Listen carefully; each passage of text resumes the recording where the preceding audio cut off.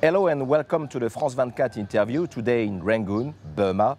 With us today, one of the most famous dissidents in Burma, co-founder of the National League for Democracy, U Win Tin. Hello. Hello, how are you? Thank you very much for having us here in your garden, in your home in You're welcome. in Rangoon. You are a very famous journalist, a famous dissident. You spent nearly 20 years of your life under very harsh conditions in jail for your struggle for democracy. We are experiencing here in Burma a transition, a springtime. Are you satisfied, U Win Tin, with this springtime? Well, you might say that it's a springtime, but up to now, there's no flowers in Burma yet, you see, because the changes are not really enough, and some of them are not real change. If you go down to the people at the grassroots level, they might say that they don't see any change at all and so on. It is as if they are still under the regime of the military rulers in maybe last 5 years or 10 years ago. Were you surprised by this move 2 years ago from the junta to change? But actually we don't believe, because all that belongs to this military rulers, juntas, ideas and so on.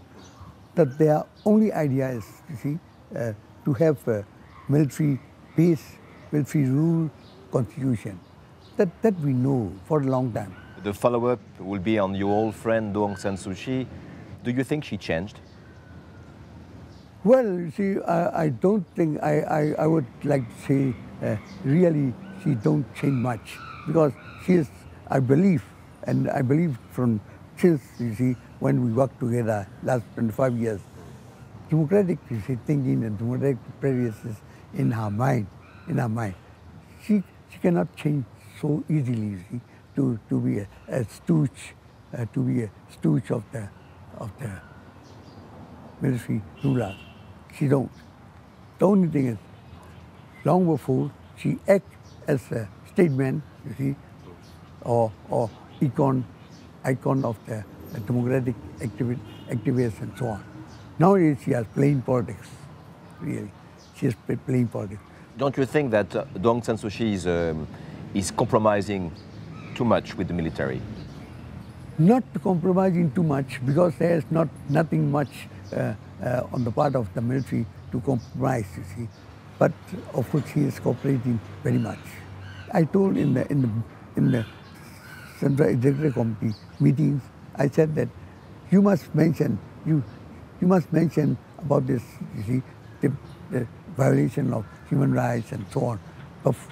Before she went to America, I told her in the meeting, but of course she don't accept it. She said that this rule of order is enough, because if there's rule of order in the society, in the country, there might be some this human rights and so on. I said this is not enough, because otherwise you will have some problems, you see, in the future. But she don't listen, you see. So will she be president, you think, in 2015? No, I don't think so. But of course, I don't know. Of course, we believe in her, and we believe in her, you see, political charisma, and we believe in her influences, and we believe in her intelligence, and we believe in her sacrifices. So everything, of course. She is so strong in position, but sometimes we don't really, you see, understand where she is going and so on. That's the problem. Do you feel a bit cheated by what you see now? Yes, of course. Yes, cheated. Not only cheated themselves, the Western countries were cheated by the military government, but also people like us, you see, democratic activists and people as a whole who live under so long, see, after 5 decades under the military rule, we think that sometimes we feel that we are cheated, because we don't have enough real change of this politics and enough change of economy and so on. Let's talk, sir, about President Thein Sein. Some people in the West claims that President Thein Sein is the Burmese Gorbachev. What is your view on that? Well, you see, of course, he might be termed, you see, any name, you see, but not like Gorbachev, because Gorbachev struggled, you see, in his own party.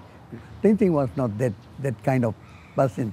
He belongs to the military clique, military leadership, you see, from the commander of the region in the Golden Triangle region. He was a commander.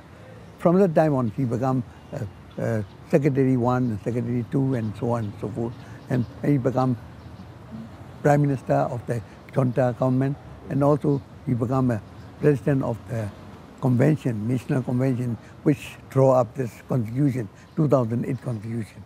So actually he's quite different from Gorbachev. But you can term any name, you see. But you might see that he has changed, you see. He makes different tune, you see. But the song is the same. The song is still military song. How do you understand that the international community is trusting President Thein Sein this way? Well, I think that all depends, you see. That all depends on the policy of the West. So the whole countries like the US and the EU and so on, they have to change their strategy, you see. That is one. And they have to change their economic strategy, political strategy. Not only that, they think that they should, especially because of China, they should keep their position in Asia, you see. I think they have their strategy is just to have some sort of, you see, coming into place, into Burmese politics and so on. That's all. They don't think they can change much. U Wintin, you're wearing blue today, and you're wearing blue every day. Yeah. Why so? I want to express my solidarity with the political prisoner inside, and also solidarity with the people who are virtually, you see, prisoners outside. So I will keep my dress in prison color, blue color, because there is a prison color, blue color. So since that time, see, on the very day I was released, that was September 23rd of 98, then 2008. Since that time, I wear only this shirt. How do you explain this surge of intercommunal violences who spread in Burma, in Arakan state, and more recently anti-Muslim mobs in Mektila and in Rangoon even? How do you explain this surge of violences here in Burma? Well, all these things, you see, is we are the country where many races live, you see. Not only now, for a long time, hundreds of years ago. Maybe sometimes we have some conflict, you see, in the society, but that is, you see, gone within a month or two. That's all. But this time, you see, is quite different. Now it is not beating, but it is killing. You see, the thing is, Buddhists kill Muslims and Muslims kill Buddhists and so on. Not only that, they burn down, see, the villages and so on. So the conflict is much more intensified and very hard nowadays. So you might see that there's certain that there are some extremists on the side of Islam, and at the same time there are some extremists on the side of Buddhists. That's the problem of Mektila, you see, and Arakan and Pigu and so on. But don't you think that some people have to gain from the violence? Yes, of course, people know that there are some elements which are really mean to destroy peace among the people and so on. Actually, it is not really the work of the whole Buddhist community or the work of the whole Muslim community. But there are some elements, destructive elements, and very, you see, they want to make some disturbances in the society, and then they will gain, of course, some claim of political claim. You see, I think that they have some benefit out of this activities. Why are you one of the only one to speak out this way? Well, you see, of course, the thing is, you see, that all, you see, there are, of course, there's parliament there, there's a presidential government there, and there's some sort of, you see, a sort of free expression and freedom of press somewhat, and of course there are some opening up for the foreign investment and so on and so forth, you see. But on the other hand, you see, if you really find what happened and what will happen in Burma, it all depends on this constitution, 2008 constitution. This constitution is still there, and according to that constitution, the military rule will be there. And according to that constitution, they call principle number 6. Principle number 6 is about military playing a leading role in the Burmese national politics. It is said that. That means that, you see, if there's any changes in constitution, but there's no changes for that principle. That means that the military will be here for long and go on and go on, so on. Owen Tin, thank you very much.